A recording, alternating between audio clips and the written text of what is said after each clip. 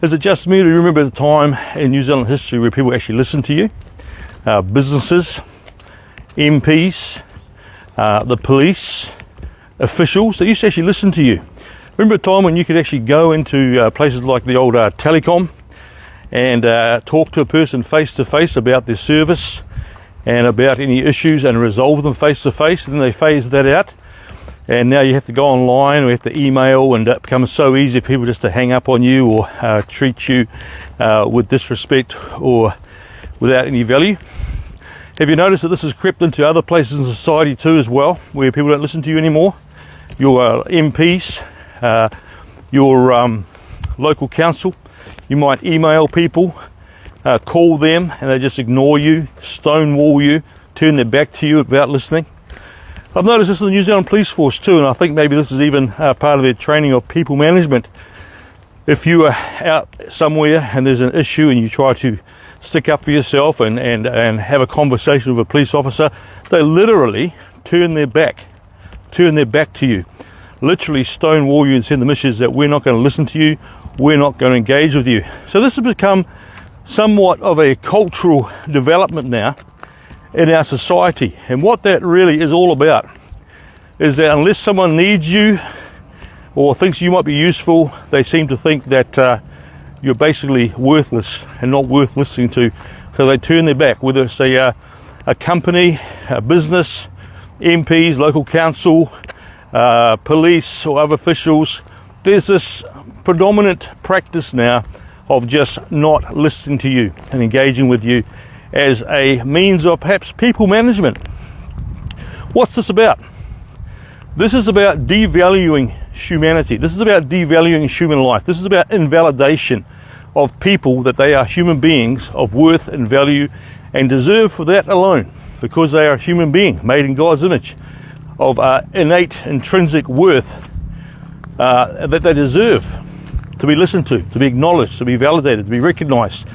And we live in a society that values life now, and I personally blame a lot of this, and I don't really, I'm not concerned about where your philosophical base is, but I think evolution has a lot to answer to that you're basically just a bunch of clump of cells in your mother's womb, and when you come out, you're basically a reformed super ape walking around, and your life really doesn't count. You die, another one's born. That's so different than traditional values of Western society, where you're made in God's image. God sent his son and died for you, that you have intrinsic human worth and value that is worth respect, dignity and acknowledgement. Why am I saying all this? I'm running for council in Christchurch. I'm running for the mayoralty in Christchurch as well, and I want constituents to know, I want people in Christchurch to know and understand two things: I hear and I care. I hear and I care. I want to hear your thoughts, I want to hear your concerns, I want to hear what's happening for you, and I care. And hearing and caring is something that needs to be translated into doing. Okay, so if you get behind me for council in Christchurch or the mayoral race, I just want you to know I have 2 ears and 1 mouth, and yes, I know I'm making videos. It's not quite a reciprocal process, but I'll be organising meetings in the communities across Christchurch, and I want to give people a darn good listening to. I want to give them a darn good hearing. I want to just hear what you have to say. And I don't care if you're a fan of mine, or I don't care if you're a troll. I'm willing to listen. In fact, a number of my trolls, I've got a number of trolls, and I've said to every one of them, hey, let's meet up. I'll buy you a coffee. We'll sit down. Let me hear your heart. Let me hear what's on your mind. And they've all declined. What is wrong with society today when people seem to have an issue or are too scared just to sit down and have a dialogue? Why are people so afraid just to sit down and talk things through, or to simply listen to someone and hear what they have to say? You know what? A darn good listening to can resolve a lot of issues.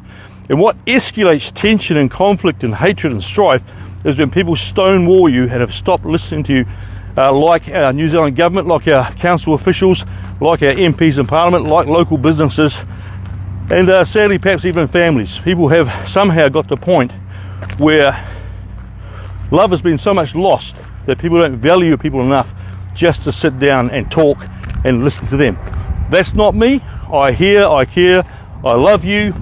I have a lot of ara nui for the people that God made in his image, and for those Jesus died for, and that includes everyone, whether my enemy who hates my guts or my closest friends and family. I love you, I hear, I care. So if you want a council in Christchurch Council, or you want a mayor as mayor of this city who hears and cares and really means it, then hopefully you would consider getting behind me in my campaign and supporting me for those positions in council mayoralty. And if you do want to get behind me, then please share this video everywhere on every social media platform you have, and we will be having meetings. I'm looking for people to help.